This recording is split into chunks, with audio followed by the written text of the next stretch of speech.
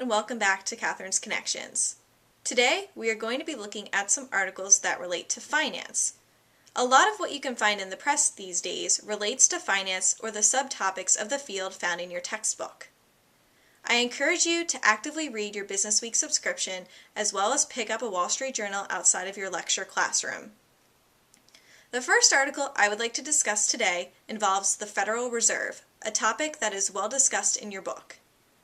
In Treasury Sales Loom, but Demand is Still There, Min Zhang from the Wall Street Journal explains how the Federal Reserve completed its $300 billion program to buy government debt this week.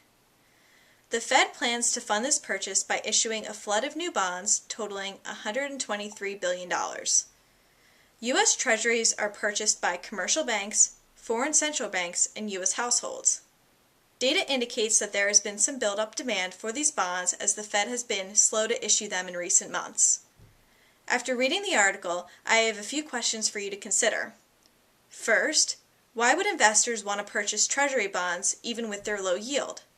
What is the incentive for investors to have portfolios with varying levels of risk to purchase these bonds? And finally, why are Treasuries purchased by international investors? When looking at the book, you certainly want to be familiar with the functions of the Fed and the way it impacts our economy. Fortunately, there is a lot of good supplemental material in the popular business press to aid your knowledge of the topic.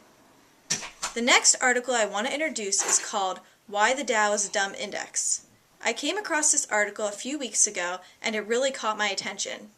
Very frequently, we hear quotes from the Dow and rarely have we ever questioned them.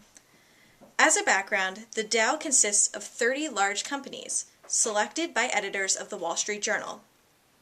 In addition to the small size, critics also complain about the makeup of the index.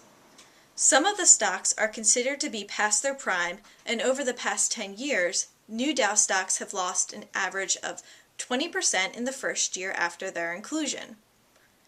Another problem with the Dow is that it weighs stocks according to their share price instead of market capitalization. How can this impact the average? Consider how a 1% change in share price of a highly priced stock can adjust the average when that firm's actual size may be small in comparison to the other firms. What are the qualities of an index that you would consider to be a more reliable indicator of market performance? Do any indexes feature these qualities? The last article I want to bring up in this edition is called Magic Tricks on the Corporate Books from Business Week. This article has more of an accounting spin, but since you have covered this already, you should be able to see the fit it has with finance. We learned that many companies now have an incentive to misreport earnings and cash flows to avoid losing credit from lenders. This incentive, coupled with some flexible reporting standards, creates somewhat of an opportunity for firms to take advantage of. The art of valuation, for instance, isn't an exact science, and companies could be relying on inflated estimates.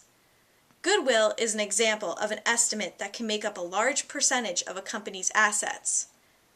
If this is not accurate, how can a company suffer?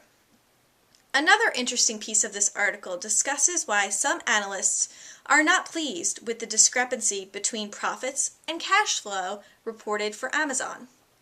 Why are these analysts stating that Amazon is making money on the backs of their suppliers? Thank you so much for tuning in to this edition of Katherine's Connections. I hope that you have a great week.